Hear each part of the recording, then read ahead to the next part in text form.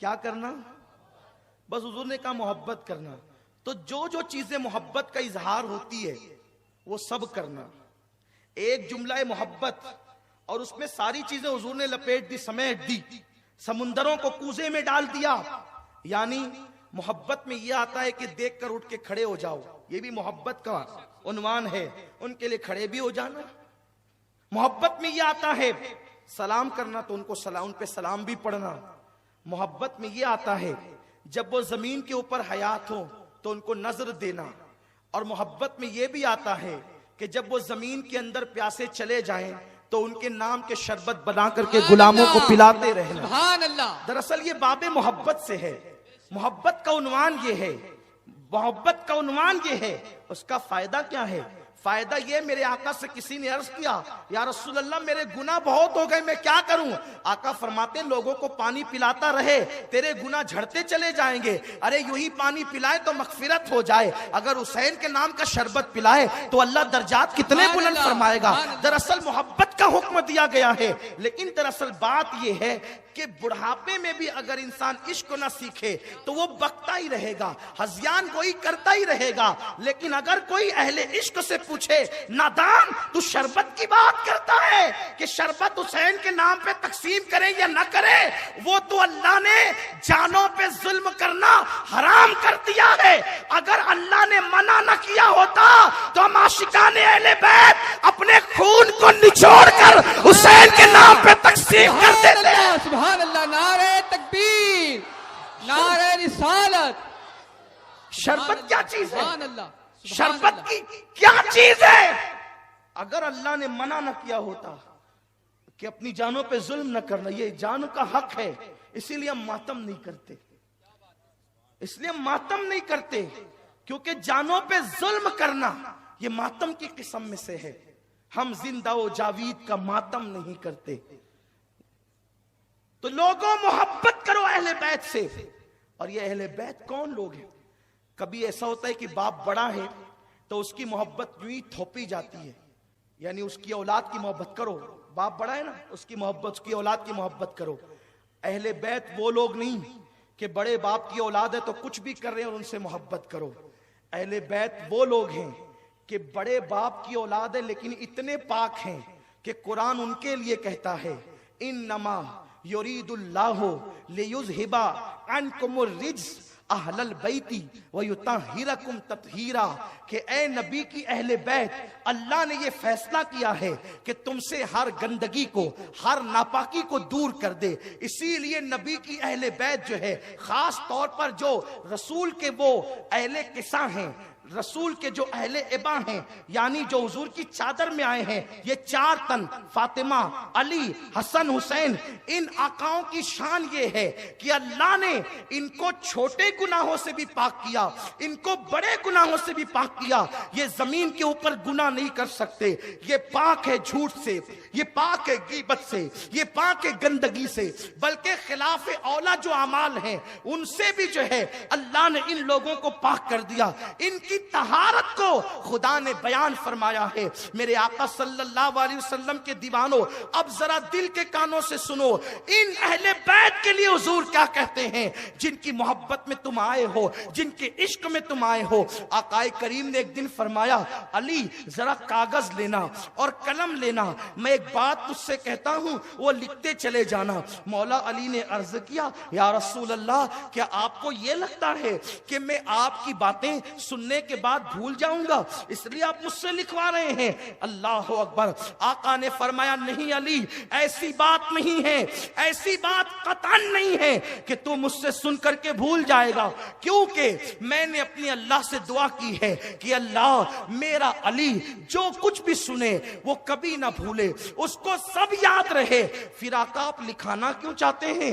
آقا نے فرمایا اس لیے علی کی یہ تحریر گواہ بن جائے, تیرے بعد جب تیری اولاد آئے تو اس میں منتقل ہوتی چلی جائے، اس لیے کہ تیرے بعد یہ جو لڑکا بیٹھا ہے نا اس کا نام حسن ہے، وہ امام ہوگا، اس کے بعد تیسرا امام وہ جو دوسرا بیٹھا ہے نا حسین وہ امام ہوگا، اس طرح تیری نسل میں امامت چلے گی۔ تو میں کچھ لکھوانا چاہتا ہوں۔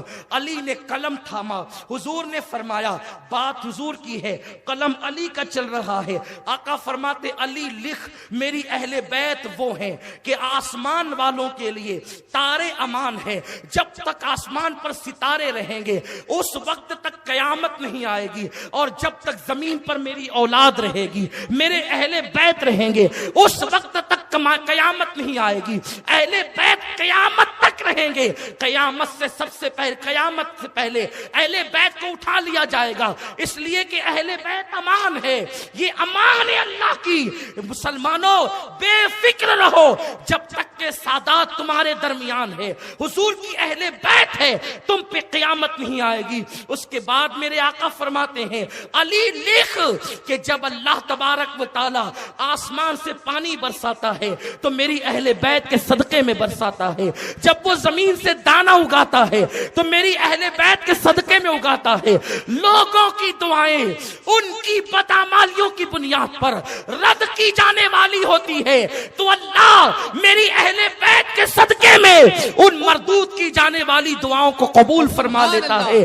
آقا ارشاد فرماتے ہیں علی میری اولاد وہ ہے، میری آل وہ ہے کہ اللہ اکبر، اللہ نے ان کی محبت کے صدقے لوگوں پر جہنم کی آگ کو حرام فرما دیا ہے۔ اس کے بعد حضرت سیدنا امام جعفر صادق فرماتے ہیں کہ ایک رسی ہے جو آسمان سے زمین کی طرف لٹکی ہوئی ہے، اگر تم اس کو پکڑ لوگے تو تم گمراہ نہیں ہو سکتے، تم گمراہی کے دلدل میں نہیں جا سکتے۔ آقا کریم کے اس شہزادے نے کہا کہ اس رسی کو پکڑ لو۔ لوگوں نے سوال کیا وہ رسی کیا ہے؟ فرمایا نحنو، ہم وہ رسی ہے، ہم اہل بیت وہ رسی ہے۔ میرے آقا صلی اللہ علیہ وسلم کے دیوانوں، اس لیے آقا کریم صلی اللہ علیہ وسلم فرماتے ہیں تم اپنی اولاد کو 3 باتیں سکھاؤ، تم اپنی اولاد کو 3 چیزیں سکھاؤ، اپنے نبی کی محبت، نبی کی اہل بیت کی محبت اور تلاوت قرآن۔ ان 3 چیزوں کو تم پہلے اپنی اولاد کو سکھاؤ۔ حدیث اٹھا کر کے دیکھے، اس کے بعد لوگ ایک اعتراض بہت تیزی کے ساتھ کر رہے ہیں، یہ کیا پاگل پن ہے؟ توجہ فرمائیں، میں بات حدیث سے کرنا چاہتا ہوں، یہ کیا پاگل پن ہے؟ ہزاروں لوگ جمع ہو جاتے ہیں اور اس کے بعد حسین حسین کرتے ہیں، علی علی کرتے ہیں، یہ تو رافضیوں کا طریقہ ہے۔ یاد رکھیں ہم رافضیت پہ لعنت کرتے ہیں، مگر آپ کو بتاؤں اہل بیت کے ذکر کے لیے لوگوں کو جمع کرنا، بھیڑ اکٹھا کرنا، لوگوں کو دعوت دینا، یہ میرا طریقہ نہیں ہے، یہ آپ کا طریقہ نہیں ہے، یہ نبیوں کے امام کا طریقہ ہے۔ جب اہل بیت کا ذکر کرنا ہوتا ہے تو کتنا اہتمام کرتے ہیں نبی۔ میرے سرکار نے فرمایا اللہ اکبر، حضرت جابر راوی ہے، جابر روایت کرتے ہیں جمعہ کا دن ہے، جمعہ کا دن ہے، ذی الحجہ کی 9 تاریخ ہے۔ میرے آقا فرماتے ہیں لوگوں سے کہہ دو سب لوگ جمع ہو جائیں، سب اکٹھا ہو جائیں، سب کھڑے ہو جائیں۔ آقا اپنی قصبہ پر بیٹھ گئے اور بیٹھنے کے بعد میرے رسول نے حج کا آخری خطبہ ارشاد فرمایا، وہ خطبہ جس کو خطبہ حجۃ الوداع کہتے ہیں۔ لوگوں کو خطبہ حجۃ الوداع یاد ہے، خطبہ حجۃ الوداع پہ تقریریں ہوتی ہے، لیکن خیانت کیوں کرتے ہو؟ جس وقت میرے رسول نے حجۃ الوداع کا وہ حج کا آخری خطبہ دیا جس کو لوگ عالمی منشور کہتے ہیں، اس وقت میرے آقا نے اپنی اونٹنی قصبہ پہ بیٹھ کر کے کہا انی تارک فیکم الثقلین۔ حضور کے خطبے کے الفاظ ہے انی تارک فیکم الثقلین، لوگو میں تم میں 2 بھاری چیزیں چھوڑ کر کے جا رہا ہوں، اب میرا بلاوا آ گیا، اب میں دنیا سے کوچ کرنے والا ہوں، دنیا سے پردہ کرنے والا ہوں، اب یہ چہرہ تم نہیں دیکھو گے، یہ چہرہ تمہیں نہیں دکھے گا، میرے پیچھے جو نمازیں پڑھتے تھے اب نہیں، بلکہ آئندہ سال حج میں تمہیں نہیں ملوں گا، لیکن میں جا رہا ہوں 2 چیزیں چھوڑ کر۔ بات حدیث کی ہے، ہم پوائنٹ ٹو پوائنٹ حدیث قرآن کی بات کرنا چاہتے ہیں. مالیگاؤں کی عوام کی آنکھیں کھولنا چاہتے ہیں. لوگوں، تمہیں گمراہ ہونے کی ضرورت نہیں ہے.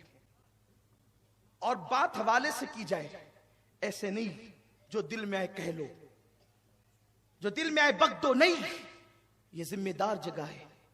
آقا نے کہا دو بھاری چیزیں. ثقل کہتے ہیں جو چیز اتنی وزنی ہو، اتنی بھاری ہو کہ اس کا مقابل کوئی دوسری چیز نہ ہو سکے، اس کو ثقل کہتے ہیں. ثقیل، بہت وزنی، بہت مضبوط. فرمایا دو چیزیں چھوڑ کر جا رہا ہوں.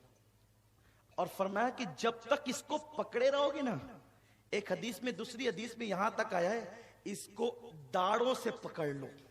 فرمایا اس کو داڑوں سے، اس لیے کہ جو چیز آگے کے دانتوں سے پکڑی جاتی ہے، اگر کوئی طاقتور اس کو کھینچے تو آگے کے دانت اتنے طاقتور نہیں ہوتے کہ اگر کوئی چیز پکڑی اور کھینچ لے تو وہ کھچا جاتی ہے. لیکن اگر کوئی چیز داڑوں سے پکڑی جائے تو اس کو کتنا بھی آدمی کھینچے وہ کھچاتی نہیں ہے. فرمایا کہ میں تم میں دو بھاری چیزیں چھوڑ کر، اس کا دامن تم اپنے داڑوں سے پکڑنا، صرف ہاتھوں سے نہیں، اپنے داڑوں سے پکڑنا. اس لیے کہ آقا فرماتے داڑوں سے اس لیے پکڑنا کہ کچھ کذاب آ کر کے وہ چھیننے کی کوشش بھی کریں گے، تم سے لینے کی کوشش بھی کریں گے. اور چونکہ میں چھوڑ کر کے جا رہا ہوں دو چیزیں، انی تارکن فیکم الثقلین، دو چیزیں چھوڑ کر کے جا رہا ہوں. چونکہ دین جو ہے وہ اللہ کی طرف سے ہے اور رسول اللہ کے ہاتھوں سے ہے، تو حضور نے دو چیزیں چھوڑی.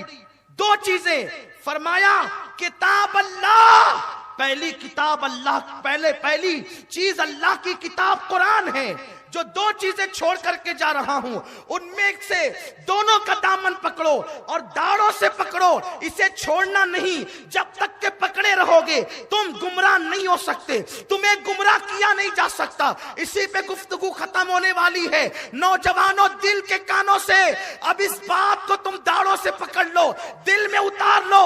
آقا نے گارنٹی دی جب تک کہ ان دو چیزوں کا دامن تم مضبوطی سے پکڑو گے تمہیں گمراہ نہیں کیا جا سکے گا، کوئی تمہیں گمراہ نہیں کرے گا. پہلی چیز کتاب اللہ، اللہ کی کتاب قرآن کو مضبوطی سے تھام لو، تم گمراہ نہیں ہو سکتے. قرآن کو مضبوطی سے پکڑ لو، تم گمراہ نہیں ہو سکتے.